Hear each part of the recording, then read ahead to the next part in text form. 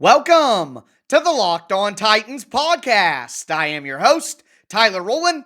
Titans fans, it is a Football Friday game preview edition of the Locked On Titans podcast, and the Titans will travel across the country in Week 9 and play in prime time against the Los Angeles Rams. We have a lot to discuss on today's show. I am going to give you my keys to victory for the offense and the defense. Then we are going to zoom in and talk about some individual player matchups to watch in this game. Finally, I'll give you my game and score prediction while also talking about the gambling and fantasy aspects of this game, updating you on the latest injuries, and telling you what is going on with the Titans' main competitors in the AFC over the weekend. So a ton to discuss on this Football Friday game preview edition of the Locked On Titans podcast.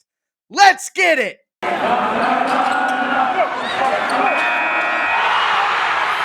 are Locked On Titans, your daily Tennessee Titans podcast, part of the Locked On Podcast Network, your team every day.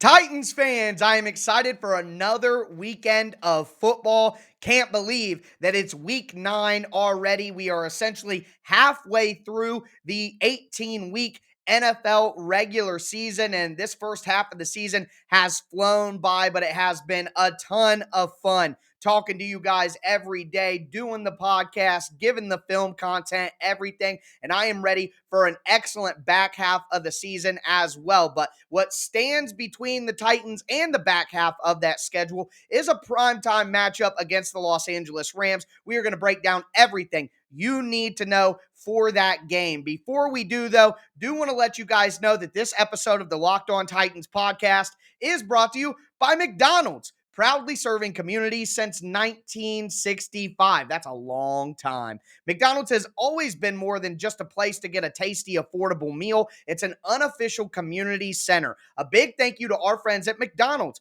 for always being there. I'm loving it. Also, want to thank you guys for making the Locked On Titans podcast your first listen every day. And if this is your first ever listen to the Locked On Titans podcast, make sure that you subscribe on whatever platform you do stream. You can find the Locked On Titans podcast everywhere and always for free. Make sure that you check out the Locked On Titans YouTube channel. Smash that notification bell so you know when my content goes live. Check me out on Twitter at TicTacTitans for all my film analysis and film breakdowns. And check out the show Facebook page at Locked On Titans Pod. But let's dive right into my keys to victory for the offense and the defense. And we will start on the defensive side of the ball. The number one key for me was very obvious when I started my preparation this week.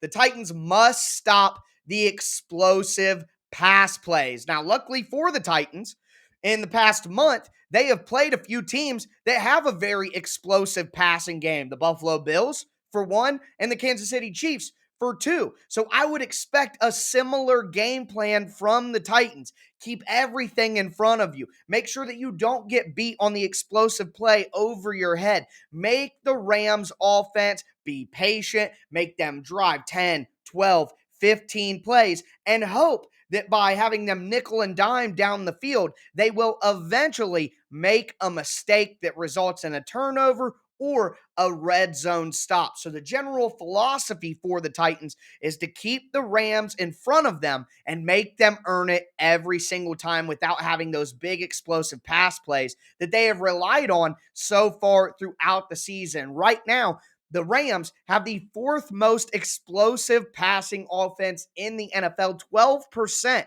of their passing plays have gone for over 20 yards. Like I said, that's the fourth best rate in the NFL. Matthew Stafford on throws, 20 yards down the field is 18 for 33, 733 yards, 4 touchdowns, and 1 interception. He has been the best deep throwing quarterback in the NFL this year. So first and foremost, the Titans have to limit, if not completely eliminate, the explosive pass plays for the Rams offense. They have lived on those throughout the year. But also, the second key to victory for the Titans is to stop the run game. So stop the explosive pass plays, stop the run game. Easier said than done. But the Titans will allow the Rams to have their little short to intermediate passing game. Go ahead and let them take those, rally and make tackles. And like I said, force them to do those 10, 12, 15 play drives and hope for a few mistakes, which is exactly what the Titans' philosophy has been when they play really good football teams. And when you talk about the run game, you have to force the Rams into third and long situations so that that short to intermediate pass game isn't enough to give them first downs. Now, right now, the Rams are not one of the better running teams in the NFL. They're only 19th in the NFL with 104 yards per game. That's not really anything special. Now they have talent and they have a good offensive line. So it's not out of the realm of possibility that the Rams rushing offense could have a good day. But overall, it's not really something that you're going to be scared of. And that would just tell me that the Titans do have the ability with their front seven, with their front six, to actually stop that run game, force the Rams into those third and long scenarios. If the Titans can force the Rams into multiple third and long situations throughout the day, well, I think that they have a really, really good opportunity to not only keep it close, but also to win the game. So, for my money, you have to limit the Rams' rushing attack, which you should be able to do based on what they've done so far, and then stop the explosive pass plays, the chunk plays that have allowed the Rams to bury teams very early so far this year. Now, on the other side of the ball for the Titans offense, very simple. They have to find a way to run the football. I know Derrick Henry is out, but the Titans cannot give up what their philosophy and their identity is on offense. They have to have that run game going for them to be able to get to the play action game. And I'm not saying that the Titans have to have crazy success in the run game, but it has to be a factor and it has to be a threat, not only to keep the Titans' offensive identity, but also you want to keep the ball out of the hands of Matthew Stafford and the Rams offense, especially when they're playing at home. Limit their opportunities. And that idea goes hand in hand with my keys to victory on the defensive side of the ball. Right now, the Rams have the seventh best run defense in the NFL, but they've allowed around 104 yards per game. But have the Rams really had to defend the run game all four quarters? Have they had to hold up against the physicality of a strong run game for all four quarters? Not very often. The Rams are always ahead in the second half of these games, so teams are forced to throw the ball to try to catch up.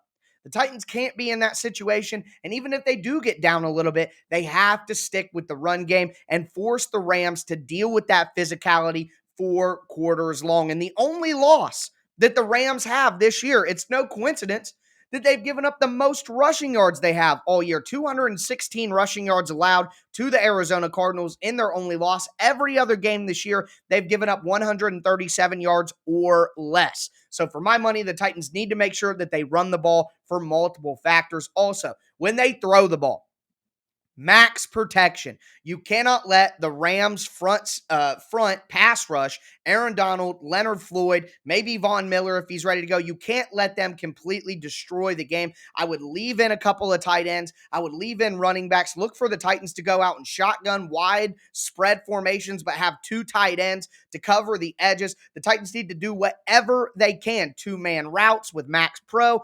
Use max protection, keep Tannehill upright. He'll make the right decisions. Also, the Titans are going to have to mix in some screen yards. Right now, the Los Angeles Rams are the third worst team in the NFL when it comes to giving up yards after the catch. They're just a tick over 1,100 yards after the catch allowed this year. So the Titans need to put themselves in yards after catch situations. Do that with running back screens, tight end screens, and wide receiver screens to A.J. Brown. The Titans aren't the best screen team in the NFL, and we know that, but they're going to have to manufacture those yak opportunities against a defense that has not been good in those scenarios. So those are the things I think are the keys to victory for the Tennessee Titans in this game against the Rams. We are going to zoom in our lens here, look at the individual battles that I think will determine the outcome in this game. Before we get into those, though, I do want to tell you guys about McDonald's. This episode of Locked On Titans is brought to you by McDonald's,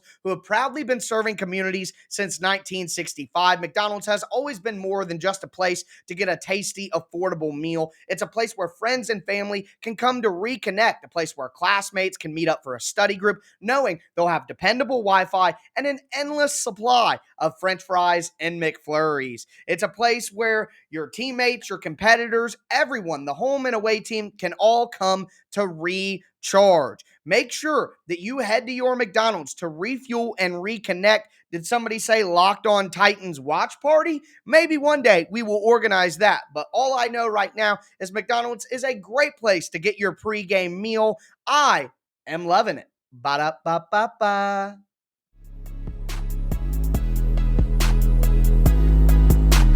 Titans fans, let's continue this Football Friday game preview edition of the Locked On Titans podcast. We are going to dive into the individual players and individual matchups to watch in this game. Before we do, I want to thank you guys again for making the Locked On Titans podcast your first listen every day. Very much do appreciate that. And if this is your first ever listen to the Locked On Titans podcast, make sure you subscribe on whatever platform you do stream. But we are going to start on the offensive side of the ball for the individual battles to watch. And number one is the Titans' interior offensive line against Aaron Donald. For my money, Aaron Donald is the best player in the NFL, bar none. He's easily the best defensive player in the NFL and has been for multiple years. He's just incredible. He's got 5 sacks on the year. The numbers don't show the impact entirely either. I mean, you know who Aaron Donald is. I'm not breaking any news to you guys. You guys have heard of the man. You know about his legend,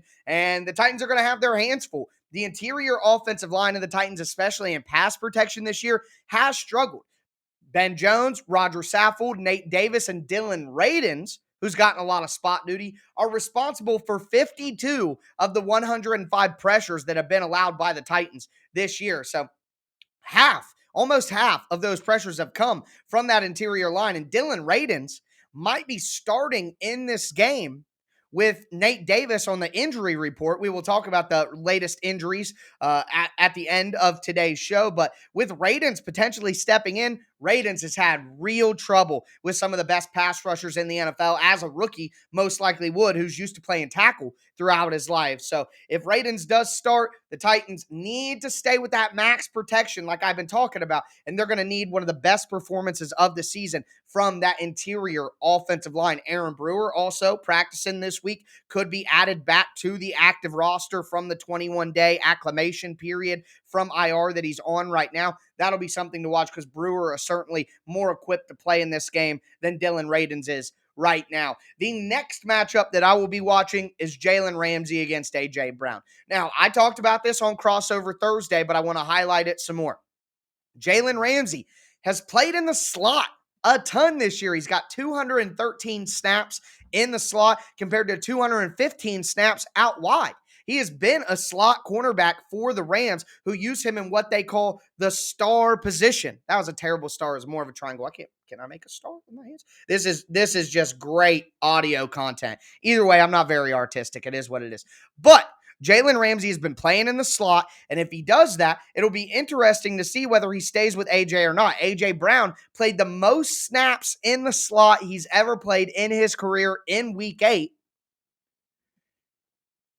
So will the Titans move him out of the slot and outside to get him away from Ramsey? If the Titans do that, will Ramsey go to the outside and play him there? That is what I am watching for, and it would be a really big help for the Titans if Julio Jones was able to play in this game, because if Ramsey does shadow and stay with A.J. Brown, then you have Julio Jones on Darius Williams or Deontay Jones, I believe is his name. And if you get in a situation like that, now Julio Jones has the ability to win one-on-one. So I think that matchup and what the Rams decide to do schematically with A.J. Brown and how they use Jalen Ramsey, that'll be like the number one thing that I am watching when the Titans have the ball, because I put out an article with the USA Today, the Titans Wire, on Thursday, and in that I highlighted the success that A.J. Brown had out of the slot. So if the Titans are going to do that and the Rams are going to try to take him away,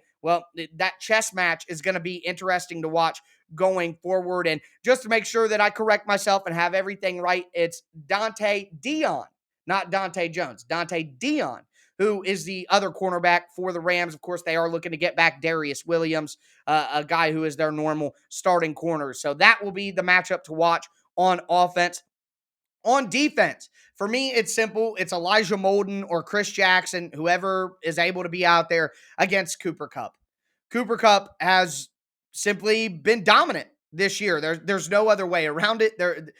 I guess I don't know other words to say when I describe Cooper Kupp and his performance this year. I mean, he's got 924 yards on 63 catches and 10 touchdowns through 8 weeks.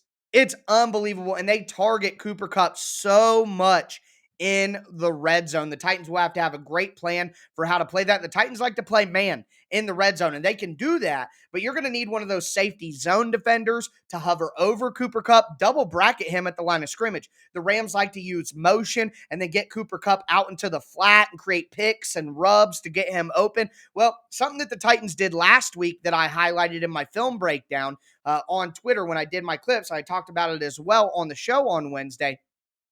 The Titans play man coverage, but they do it in such a way where two defenders line up and they aren't saying, hey, I'm staying with this guy no matter what. I'm staying with this guy no matter what. They're saying, hey, whoever comes inside, I'll be a man coverage on him. Whoever goes outside, I'll take man coverage on him. That way those picks and rubs don't work as well. The Titans will have to have their communication ironed out to do that, but that's the exact type of philosophy that they'll need to use to beat this heavy pick, heavy rub, red zone offense that the Rams like to use. And also, Kevin Byard against Matthew Stafford. Matthew Stafford has 5 turnovers on the year, 4 interceptions, and a fumble loss. Kevin Byard is forced 5 turnovers on the year. Byard will be that guy who's playing the robber over the middle, playing the zone over the middle, reading Matthew Stafford's eyes. If Kevin Byard can find a way to force a turnover in this game, it would swing things towards the Titans in a major way. So for me, that's the 2 matchups on defense I am watching, and it's all about stopping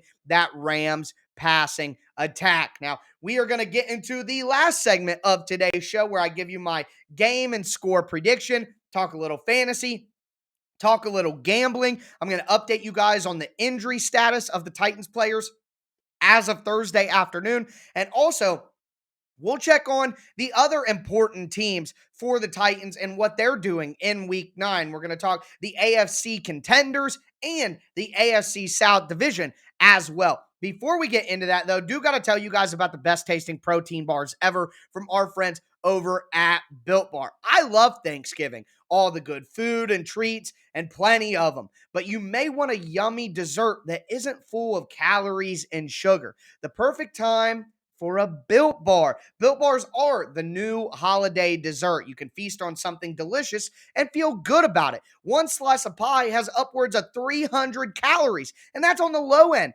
Most Built Bars only have about 130 calories and only 4 grams of sugar with plenty of protein. They're low calorie, low carb, low fat, high protein. All the bars are covered in 100% chocolate, and they have some really good flavors like raspberry, raspberry pie, coconut, things that can really mimic the desserts that you would be used to having on the holidays. Nothing is like Built Bar Black Friday as well. So make sure that you mark your calendars for that. They're going to have a huge event with all kind of surprises. So go ahead and go to builtbar.com. Use the promo code LOCKED15 and you'll get 15% off your order. Once again, use promo code LOCKED15 for 15% off at builtbar.com. Also, have to tell you guys about betonline.ag before we talk some gambling in our final segment. BetOnline.ag is back and better than ever. They have a brand new updated website, a brand new interface, just in time for the start of the basketball season. And of course, they're the number one spot for all your pro and college football action this fall. Head to their website today, betonline.ag. You can use your desktop or your mobile device and use the promo code Locked On. That's one word, Locked On, when you sign up, and you'll get a 50% welcome bonus on your first deposit. So it doesn't matter whether it's basketball, football, baseball postseason, which congrats to the Braves on your World Series championship, NHL, boxing, UFC, even your favorite Vegas casino games. You can take advantage of all their amazing offers at betonline.ag. BetOnline, where the game starts.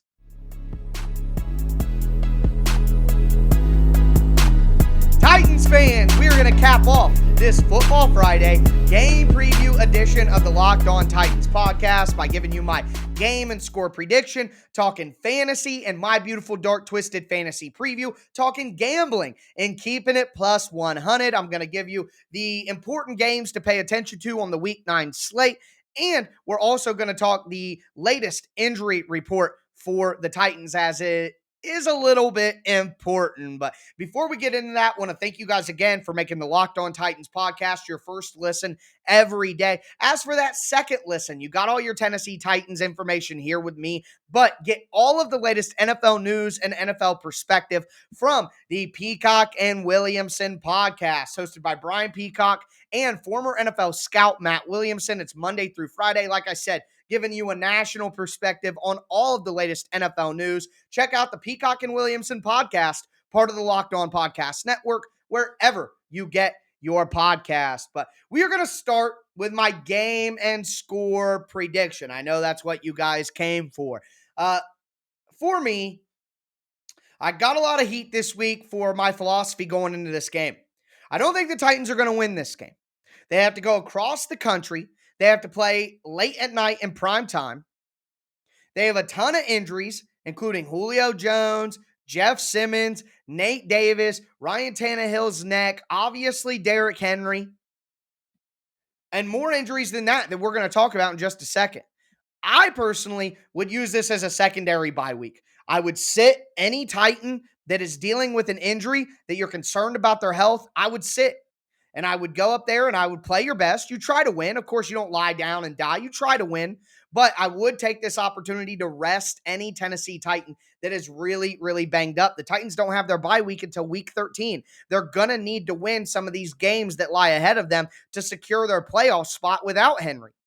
So for my money, I don't think the Titans were going to win this game to start. I don't think that they're going to win it now. And I hope that they're cautious with some of the banged up Tennessee Titans players who are clearly dealing with a lot in this long extended season with a bye week still about a month away. So I am predicting a 27-20 loss to the Rams.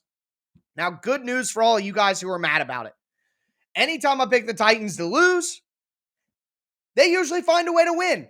Mike Vrabel is, I believe, 14-2 against the spread as an underdog. He's 11-3 in terms of just straight up winning the game when the Titans are underdogs. So the Titans always play well when they're a dog, especially against a really good team. So I'm not ruling out their chances to win. I just hope that they proceed with caution because I don't think that a loss to the Rams, who's an NFC team, which means it won't matter in the tiebreaker for playoff seeding.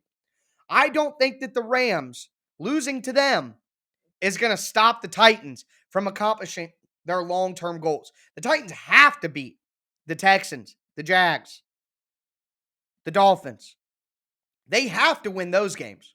They don't have to win this game to make it to the playoffs, to win the Super Bowl. They just need to make sure that they stay healthy because the most injured team in the NFL this year cannot afford more injuries in a game that would be difficult to win even if they were at full strength. So that's my hot take for the week, but that is truly how I feel about this game.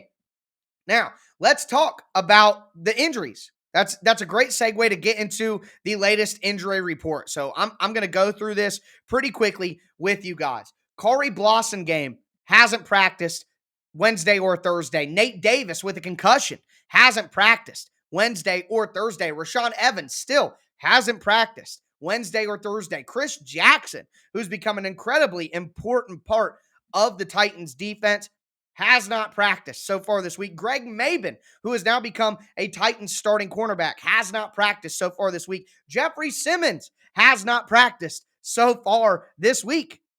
Whoa. To go along with Henry being out.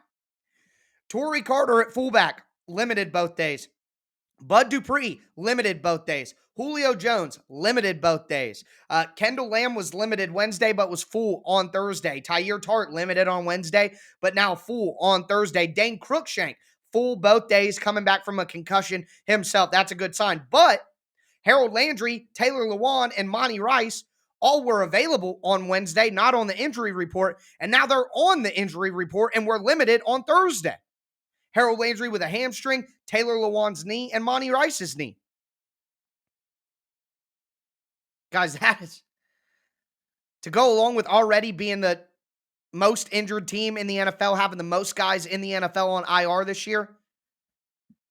Do you guys really want to win so bad in week 9 that you're willing to sacrifice the long-term health of this team and a Super Bowl chance? I'm not. I'm not at all. The high of a win on Monday morning isn't enough for me to jeopardize the long-term goals of this football team. And I think you would do that by putting some of these guys in here who are obviously super banged up. I'm really worried about Jeffrey Simmons. I'm really worried. Without him, the defense falls apart. So please, God, be safe, Titans. I don't care how mad everybody gets at me that I don't want everybody to play. I just don't care. This is insanity. This injury stuff is insanity, and they need some rest. Some of these guys need some rest. I don't know how else to say it. Anyways, moving forward, let's have a little bit of fun here. Talk about fantasy. So, my beautiful dark twisted fantasy preview. For me, if you're in season long, you're only playing A.J. Brown. There's obviously no Henry. You can't trust Julio Jones out there. Can't trust Ferkser. Tannehill has been turnover prone recently, and the Rams aren't the type of team who, if you have a couple turnovers, you're going to be able to come back from. So I think that you stay away from everybody except A.J. Brown. And then if you're in daily fantasy, I like having A.J. Brown, but I also like this might be a Jeremy McNichols game. There's a chance that the Titans will be down by a couple of scores in this game, and anytime that happens, the Titans are going to have to go to the pass a little bit more than they want to. Not a ton, but still a little bit more than they want to. So with that in mind, Jeremy McNichols as a cheap, free, well, he might not be as cheap as he normally is because Henry is out, but I still think he'll be a cheap option. Jeremy McNichols could give you some good daily fantasy value. As for keeping it plus 100, the betting options that you would have here, the Titans are plus 7.5. If you are somebody who thinks I'm an idiot because the Titans are going to win this game anyways, they shouldn't rest anybody, they should go for the win, well, then take the Titans plus 7.5. I love 7.5. I would probably do that as well. If I was comfortable with the Titans and thought that they were going to win this game, I'd definitely take the 7.5 points. But because every time I bet on the Titans to win, they lose, and every time I bet against them, they win, I am not taking that plus 7.5. The over-under is 53.5. I would take that under. I don't think that this game is going to be in the 30s like some of the Titans games recently. I don't think both teams score in the 30s in this game. I think it's about 27-20 Los Angeles Rams. 27-20 Rams. So under the 53.5. To go over the slate in the AFC pretty quickly, AFC South teams, the Colts are 10.5 point favorites playing the Jets on Thursday Night Football. Obviously, I record this before that game happens, but go Jets. The Texans are at the Miami Dolphins. The Dolphins are 5.5 point favorites in that game. That's two terrible teams. I don't really care what happens, let's be honest, but Texans' misery is always a good thing, so go Dolphins. The Buffalo Bills are at the Jacksonville Jaguars. The Jaguars are 14.5 point underdogs. I'd take the points if I was a betting man, because that's a lot of points. That's more than 2 touchdowns. That's pretty crazy. But we know that the Bills are going to win that game. So anyways, the AFC South, as long as the Colts don't go on this super crazy run, the AFC South is pretty much in the bag for the Titans.